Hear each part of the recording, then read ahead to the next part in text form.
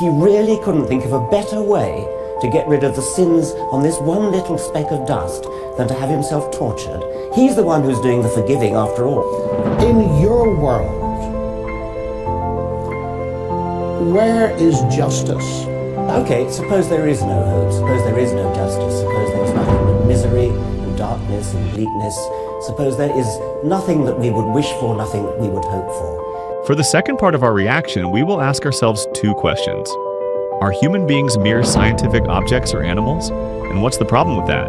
You've suddenly leapt from sophisticated discussions of the origin of the universe, where one can have a proper discussion about whether some sort of cosmic intelligence could have set forth the laws of physics.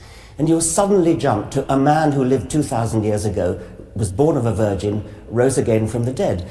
Well, I only did that because you mentioned it first at the beginning. Well, I think that's petty. By comparison with the grandeur of the universe. I mean, to put my point again, do you really think that the creator of this magnificent edifice of the universe, the expanding universe, the galaxies, he really couldn't think of a better way to get rid of the sins on this one little speck of dust than to have himself tortured? He's the one who's doing the forgiving after all. Couldn't he just have forgiven? Because this is a moral universe, Richard, and just forgiving doesn't make sense. I mean, he has to kill himself in order to... He doesn't kill himself. Or get himself killed, tortured. God sends his Son into the world to provide forgiveness and to provide a basis on which he can justly bring forgiveness to me. Now, he has to get himself killed in order to do that. Well, half a minute. We need to step back from this a little bit because it's actually a highly relevant topic. In your world, where is justice to be found? Well, justice is a human construct of great importance in human affairs, and it's something that most of us have a sense of, which I think probably can be given some sort of Darwinian explanation, but I don't see where you're taking this. Well, my question is there any ultimate justice? You see, you say this is petty. I'm saying I find myself in a world which is a broken world. I find myself in a world where there's massive injustice, where many people won't get it. We're so privileged. We live in Oxford and so on. We've got enough money to live on, etc., etc. But if there is no God, then there's no ultimate justice. And one of the things that the resurrection transforms for me from pettiness right into center stage is, if this is true, then there's real hope that there'll be a rational evaluation and fair justice at the end of the world. But atheism doesn't give you that. Welcome back, people, to your Internet Believer React channel. Thank you for your support. I really appreciate that. Let's dive into our commentary. First, Richard Dawkins talks about a better way God could use to save the little dust, which is man. Which is really funny. Why? I will tell you. Let's assume, as he said, God was really the creator of this magnificent universe. How does he think in the first place that there could be a better way than the way that all-powerful and all-brilliant being could not think of himself? And how a limited being, limited in time and all capacities, which is Richard Dawkins, will use his limited capacities to question that all-powerful being and non-limited being? How does it make sense?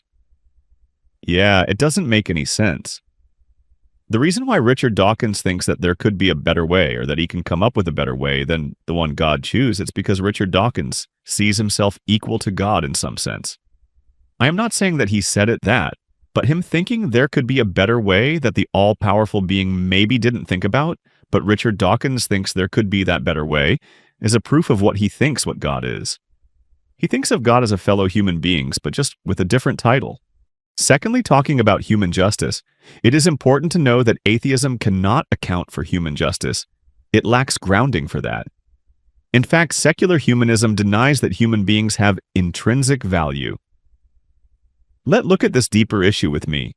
Let's take an example of Hitler. If there is no God, then all he did meant nothing in an atheistic world, because there is no ultimate justice in that world, and any justice we serve in this world isn't real, but we just do it to make people feel good, but we aren't really serving something meaningful.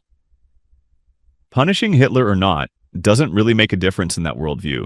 It is only one people group wish but ultimately amount to nothing, and that a big problem in atheism. Injustice today can become justice tomorrow because of social relativism, on which justice is kind of founded on. Okay, suppose there is no hope, suppose there is no justice, suppose there is nothing but misery and darkness and bleakness, suppose there is nothing that we would wish for, nothing that we would hope for. Too bad. That doesn't make it true just because God would make us feel good. Well, of course it doesn't. Well, then why do you bring that argument up? Because I believe that there is evidence that it is true. I don't believe in the resurrection just like that. Because faith is based on evidence. I've changed your ground again. What you said before was that there is no hope without God. And it sounded well, that's true. That's absolutely true. Okay. You just admitted it. I haven't admitted it. I said, if that's true, yes. So what? I didn't say it was true.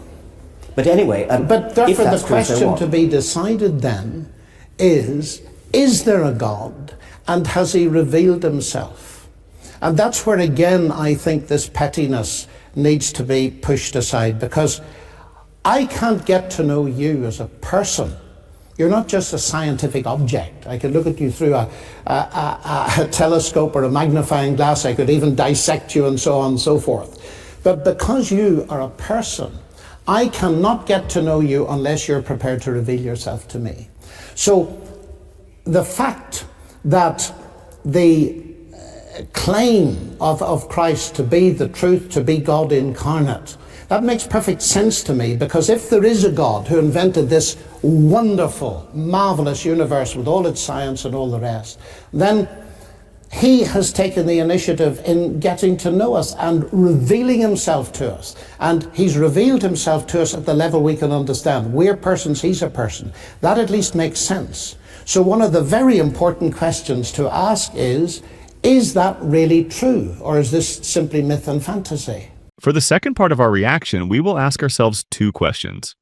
Are human beings mere scientific objects or animals? And what's the problem with that? Few core issues you meet when human beings are seen has scientific as first loss of human exceptionalism. If we are only atoms obeying physical laws, then there is nothing truly special about us compared to a rock or a rat.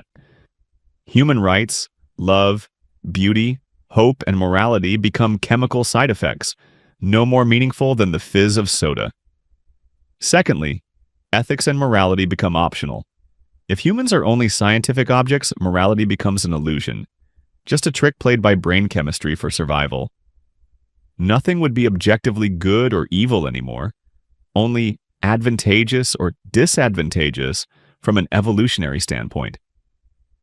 Third, dehumanization and instrumentalization. If people are merely scientific objects, they can be used, experimented on, discarded, or engineered for better versions. It becomes easy to justify horrors like eugenics, breeding better humans, forced sterilizations, human experimentation without consent, treating people as data points, not persons. This actually happened in the 20th century. Nazi doctors experimented on humans, viewing them as scientific specimens, not souls. I could go on and on and on, but my point is just that it would be very disastrous for human beings, and thank God, most of humans don't see other human beings as mere scientific object. And talking about God revealing himself as a person to us who are also person, I think it is a powerful point made by Professor John Lennox. Looking at Jesus, who is God, humbled himself to become a human being, and shared like all of us a human experience, is a beautiful example that shows that God is not just up far there in the sky waiting for us to fail to punish us, but he was closer to us like never. He actually came down and took part in our pain and showed us how to navigate every circumstances of life. That why I will encourage you to not just listen to scientific who think they know everything and have understood or sorted everything, but to read the Bible and discover the person of Jesus by yourself. Thank you for watching this video, and thank you for leaving a like and hitting the subscribe button. I will see you in the next video.